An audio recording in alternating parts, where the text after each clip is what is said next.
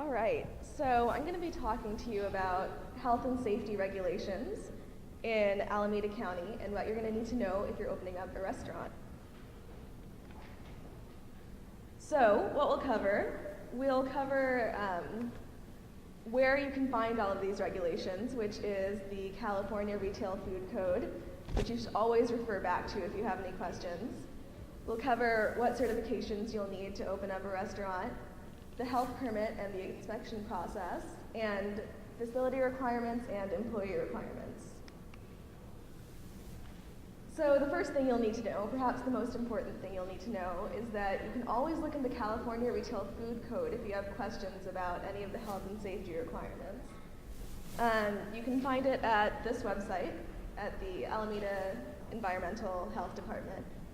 And if you have any questions about it, you can refer to it online, or you can go to the health department and talk to someone in person.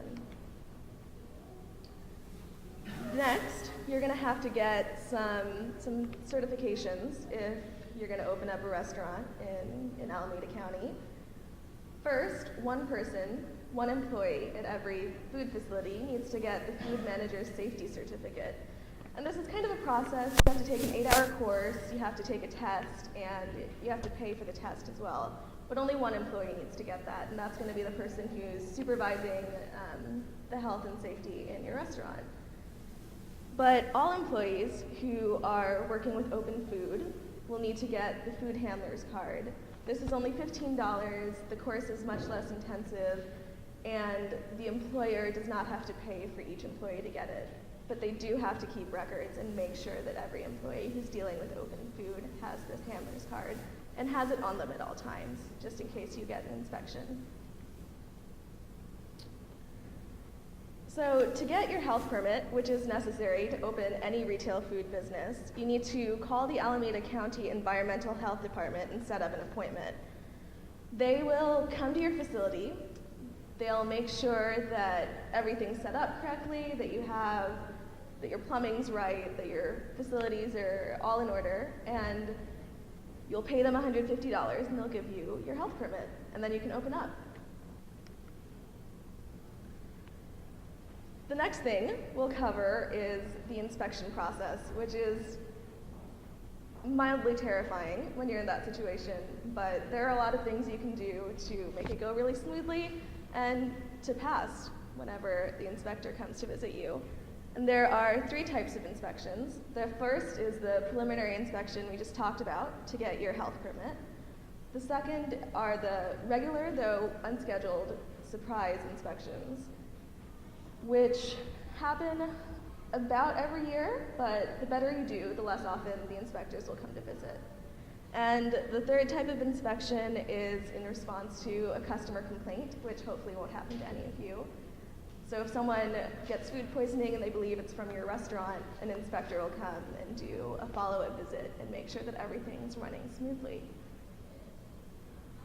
So when your inspector comes to visit, he or she will be looking at a few basic areas. This isn't totally inclusive, but it's the main points that they're going to hit. So they'll look at holding temperatures for all of the food that you're cooking. They'll look at cooking temperatures to make sure that you're bringing everything up to a non-raw state, a fully cooked state. They'll look at personal hygiene, so whether your employees are engaging in safe food practices. They'll look at your equipment to make sure that it's all sanitary and in smooth running order, and they'll make sure that you're getting your food from safe sources. So for holding and cooking temperatures, the most important thing you're going to need to know is the danger zone, which is 41 to 135 degrees. This is the temperature at which really harmful bacteria thrives, and this is the temperature range that you never want your food to stay at. Potentially hazardous foods need to be cooked to appropriate temperatures, and all of those details you can find in the California Retail Food Code. Personal hygiene is pretty self-explanatory. If you're petting an animal, you need to wash your hands before you go back to work. Just wash your hands constantly. Things like that an inspector is going to look for. Sanitary equipment is all very detailed facilities require, depending on the type of facility that you have, there will be different requirements. Things as picky as the minimum temperature that's going to come out of your faucets and the types of sinks that you'll need. So they're all very detailed. Your best bet is to talk to someone from the health department if you have questions, or refer to the food code.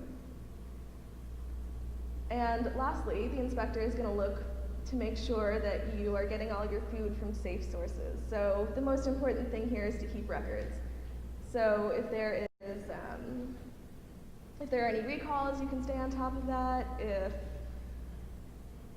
If there's an outbreak of food poisoning or some sort of illness, then inspectors will be able to look through your records, and you'll be able to prove that it wasn't your facility that contributed to this.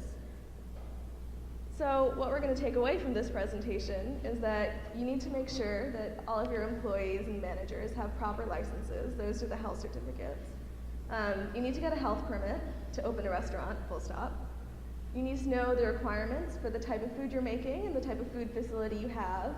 And you need to always refer to the California Retail Food Code, which you can find online. And if you have any more questions, you can talk to the people at the Alameda County Environmental Health Department. And I think we'll have a couple of representatives from there at the tabling session this afternoon. So specific questions, you can hand it over to them.